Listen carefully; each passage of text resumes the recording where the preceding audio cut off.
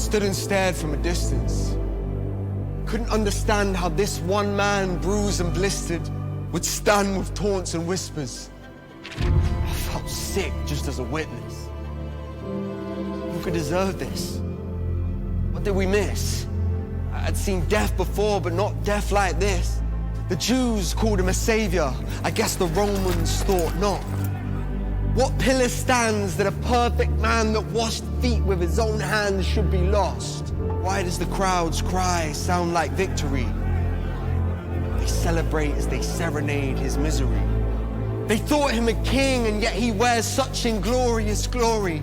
The crisscross trunks of torture are raised to the sky, this cross clenching an orchard of new life. With one last breath, he finally cried, "It is finished." Such words beg the question, is death all I witnessed? Perhaps the prophets and pages had something else envisaged, that this self-sacrifice brought life along with it, that this life claims dominion over death's very existence. I stood and watched from a distance. One woman, heartbroken, reminiscent, is greeted by angels. I watch in shock as she listens.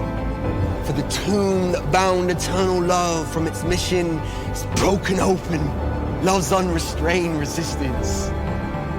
The house of death is put to rest. It's done with its persistence. The bindings of sin have run thin. Its captives cry good riddance, for their debts are nothing less but for the means of deliverance. The thorns are outgrown by the rose in between. The constraint on our souls are torn at the seams, and every inkling of darkness is overwhelmed by peace, for this light's illumination has nothing beyond reach. And as for this heartless death for which I bore witness, one thing is crystal clear. It is finished.